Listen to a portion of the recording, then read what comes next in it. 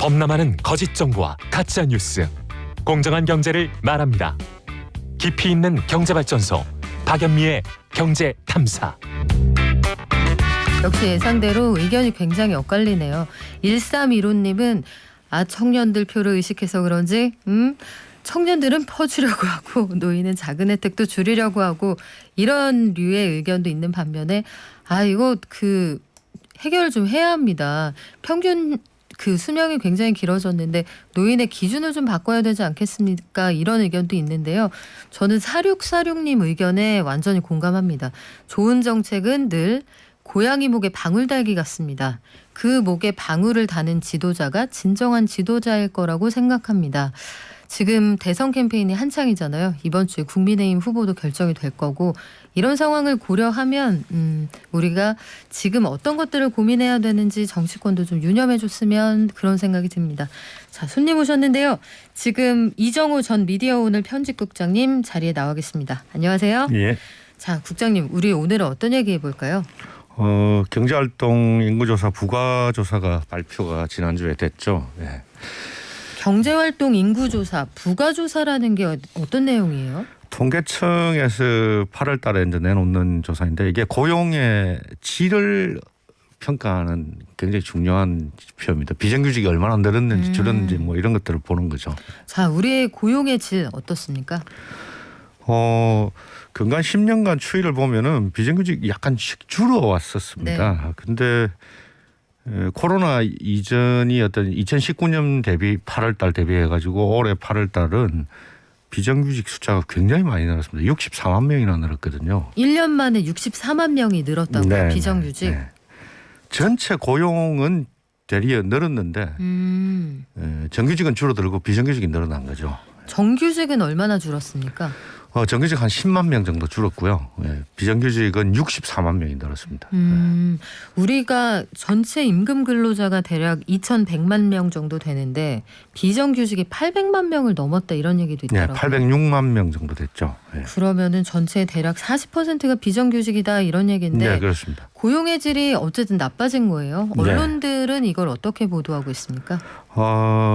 이 정부가 이제 처음 시작할 때 그 공공 부분에서는 비정규직을 제로화하겠다라고 이제 이야기를 하고 출발했기 때문에 대부분 이제 정부 정책에 대해서 비판적인 여론이 많았습니다.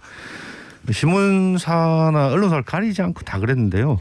한국일보 같은 경우에는 비정규직 제로를 외치더니 비정규직이 800만 시대를 맞이했다. 뭐 이런 식의 제목이었고요. 조선일보는 일자리 정부의 민낯.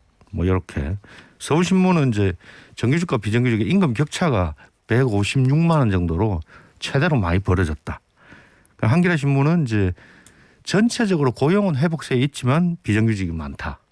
뭐 이렇게 고용 회복세에도 약간 방점을 찍는 듯한 표현을 쓰긴 했었습니다. 언론사마다 뭐 어떤 부분에 밑줄을 그었느냐는 좀 다른데 어쨌든 정부의 고용 정책에 대한 비판이 많군요. 네. 자, 경제활동 인구조사 부가조사 이 관련 보도가 이번 주에도 있었는데 네, 이번 주에도 주에는 있습니다. 어때요? 이번 주는 동아일보, 경향신문 이런 곳에서 조금 더 디테일하게 들어가 가지고 동아일보 같은 경우에는 대졸 비정규직이 284만 명이다. 이렇게 많이 늘었다 이거죠. 실제로 늘었습니다. 늘기는. 경향신문 같은 경우에는 젊은 청인 2030 비정규직이 143만 명이다. 이렇게 했는데 요거는 반은 맞는데 반은 틀려 있습니다. 왜 그렇습니까?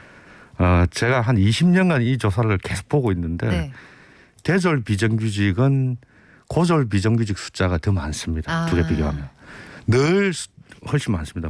분모도 많은데 실제 분자도 많기 때문에 당장 이제 대졸 비정규직을 이번에 284만 명이라고 이제 대졸 비정규직이 많아서 큰일이다라고 했는데 고졸 비정규직은 350만 명입니다. 고등학교 졸업하고 사회생활을 시작하는 친구들의 현황까지는 반영을 못하는 거죠. 그렇죠. 예.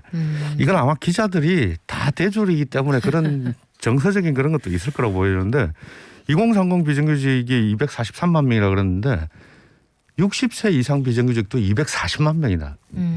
3만 명밖에 차이가 없기 때문에 대리어 비정규직은 노동시장 초기와 그 말년에 양극화되어 있다라고 보는 게 맞는 거죠. 그렇다면 고용의 질이 왜 이렇게 떨어진 겁니까? 제일 큰 원인은 제가 볼 때는 코로나입니다. 예. 코로나가 영향을 안 미쳤던 2019년 8월을 비교해 보면은 네. 2,055만 명밖에 고용이 안 됐었거든요. 근데 이제 요번에 8월 달은 2,099만 명, 2,100만 명 가까이 거의 45만 명이 늘었습니다. 그렇게 늘었는데 회복되긴 회복되는데 기업들이 불안해가지고 언제 또 다시 추락할지 모르니까 비정규직을 늘리는 거죠. 소위 고용 유연성이 높은 비정규직을 많이 뽑아서 정규직을 해고하는 상황에 따른 부담을 줄여보고자 하는 그렇죠. 거군요. 네. 지금 저희도 보면 사연 올려주시는 분들이 제가 원치 않게 회사에서 나가게 됐습니다. 이런 분들 굉장히 많으시거든요. 저도 이런 사연들 볼 때마다 참 가슴이 아픈데 고용 문제를 해결하려면 우리 대체 어떻게 해야 됩니까, 국장님? 지금 이제 뭐 주장하시는 그 기업 쪽의 주장은 정규직 과부가 문제가 있어가지고 이걸 좀 완화하면 될 거다 그러는데 이걸 완화하게 되면 비정규직 더 늘어나는 거죠. 그러게요. 예, 그건 대안이 될 수가 없습니다.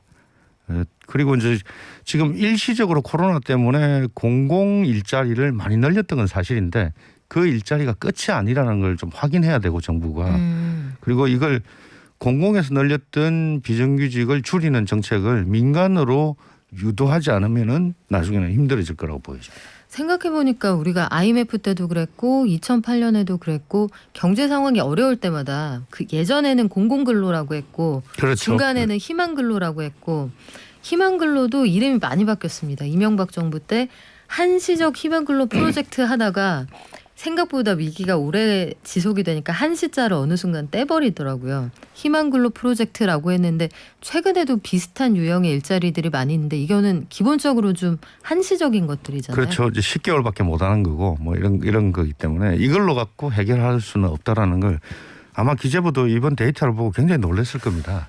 그러게요. 지금 고졸 비정규직 문제까지 제대로 조명한 그런 언론사들은 많이 못 봤는데 이번에 그 현장 실습에서 발생하는 문제들 이런 것과 함께 잘 탐사를 해서 보도해주는 그런 언론사가 좀 나왔으면 좋겠네요. 저희도 면밀하게 고용시장의 변화 사정 지켜보겠습니다. 지금까지 이정우 전 미디어오늘 편집국장과 함께했습니다. 고맙습니다. 예.